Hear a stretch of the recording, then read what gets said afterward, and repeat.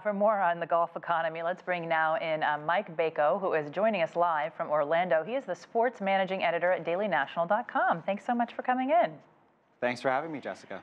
So listen, when I think of places to play great golf, I don't think of France. I think of Scotland, Ireland, maybe South Africa.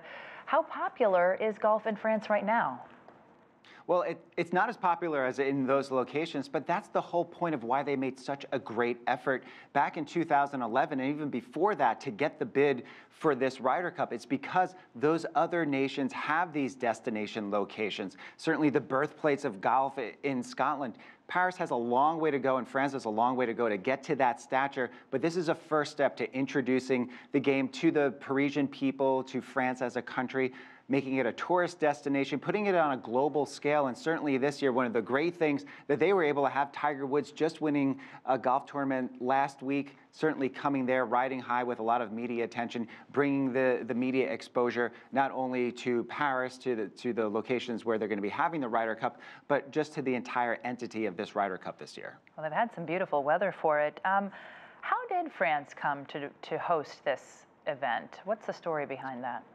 Sure. I mean, much like any organizing committee, whether it be for an Olympic Games for the summer or the winter, it was a concerted effort. You see these concerted efforts go into getting these large-scale events, whether it be an Olympic Games, a World Cup, certainly these global events. You really need to have government buy-in, business buy-in, certainly the tourism impact, but also the infrastructure and a willingness to build. One of the big things that drove this bid back when they made it in the early 2010s was that they would build infrastructure in terms of golf courses, educational facilities, urban golf courses. They built almost 100 new golf courses over the last 10 years, small urban pitch and putt, 9-hole golf centers to introduce the game to the French people, so that when this Ryder Cup did come and was on home soil, it wasn't as if an event was just being plopped in without any sort of recognition or acceptance from the Parisian people. So this was a concerted effort not only to put together a bid,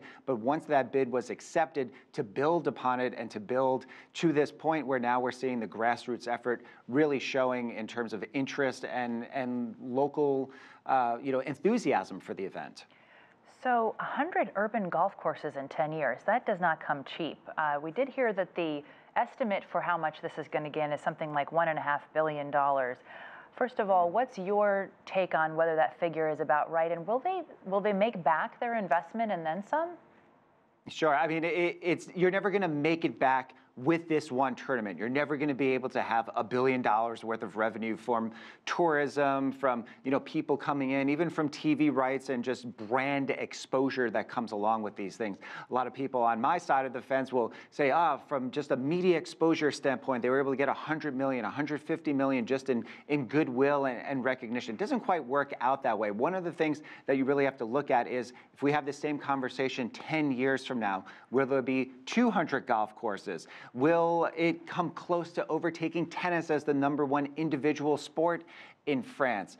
Will there be a new generation of golfers? Will organizations and brands be able to sell more golf equipment and build more stores and sell more apparel? So this is really a big infusion and a big investment for this event, but really hoping to see the rewards of this over the next decade or so with growing golf and growing young golfers.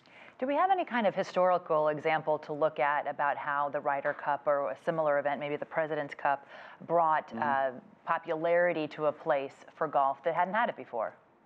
Yeah, I think you could look back to the 1990s and with Spain hosting the Ryder Cup. The captain of that team, Seve Ballesteros, a national treasure, hosting the Ryder Cup there, really growing the brand of golf there, the interest of golf. And when you look at the people that go around for golf vacations, golf tourism, if you will, a lot of them are now coming from Spain, and they're able to market to that place. And other European nations that when you think of where golf is most popular, you're thinking about England, you're thinking about Wales and Scotland and places like that. So this is really going to put France's footprint into that global revenue stream, if you will. Hopefully what they're hoping for are people coming to some of their destination golf courses, and I think that's what this Ryder Cup will probably do, expose a national and international audience to, hey, you know what, we don't have to go to Wales. ourselves. We don't have to go to the U.S. If we are in one of these countries, we could go to France. Mike Bako live for us from Orlando on the Ryder Cup in France. Thanks so much for your time.